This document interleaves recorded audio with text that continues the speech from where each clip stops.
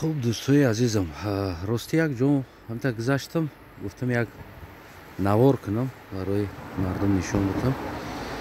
چوبا هستن خیلی که میبینیم همتا شکسته خو رفته است. ایس خانه زمینی است. این طرف اینجا خانه زمینی، اینجا لیس همین قد چوب است، چخت است. ایسنم لیس، ایسنم لیس. این چوبایی که شکسته خو رفته است بریده پرتفتگی. خیلی دیده سنو چقدر هم شکستگی ریختگی که حجت نیست درونش برم هم بریده پرتفتگی از اون جمله اینه چوبای مایده مایده که اینه لوای رها دارم تا ریخته خورفته است بریدگی اینم درختار بریدگی پرتفتگی و از همه طرف آمدم همه همین لیس است اوس قشلاق است نه سنم قشلاق خانه ها.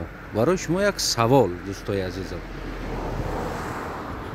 این خیلی کنم برای شما یک سوال دوستای عزیزم همه قدر چوب چخ همه همین چیز ایسه قشلاق همه چرا همین مردم همین هزما را نمیگیرن میپوسه میروه در زمین مردم همین هزما نمیگیرن میدونین برای چی؟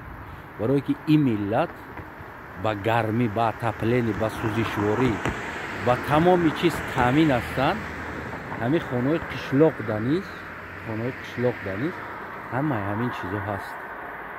برای همون اینا نیاز ندارن با چوب علف و درخت و همین چیزایی که هست همین بریده پرتفتگی هم تا خو رفته است نمی چوب همین تا خو رفته است همش این مردم نیاز ندارن لوی ره دست نمیت شکستگی هم تا ریختگی خو رفته است.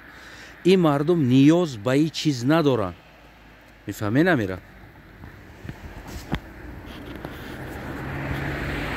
وقتی که دولت ملت تسیر پر کردی و نیاز به این چیزا نکردی نه درخت بریده میشود نه یک چوب از راه گرفته میشود. ما تاجیکستان شبانه خسته رفته درخت را بریده دزدیده آورده در اتاج ها علو میکنن در حالتی که قشلاق است. دچه ها خانه های نقه پستک دچه ها جمجه همه قشلاق است. او طرف بالا هم قشلاق است. اینا طرف بالا یگان تای همین نیاز به همین چوبی درخت لیس نداره. فهمیده؟ یه بار دیگه تماشا کنیم.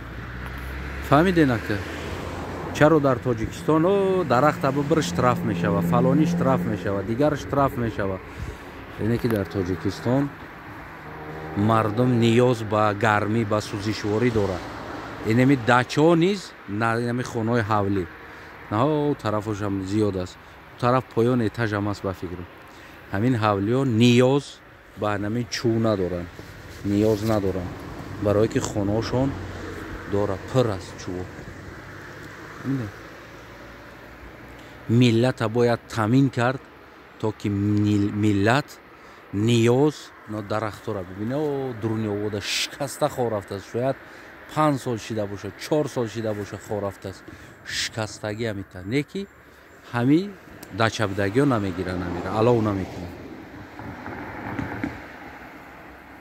باید ملت تامین کرد بعد از او جریمه کرد.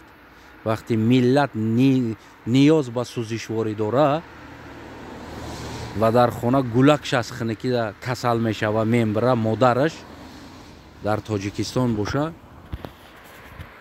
بریدن درخت من است اما برای مردم تپلینی کردن هم من است.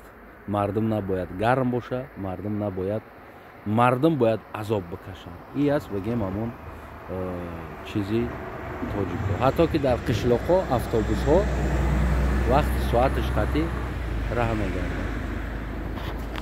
سلامت باشین دوستای عزیزم. قضاوت از شماست چرا در تاجیکستان ما در احواله.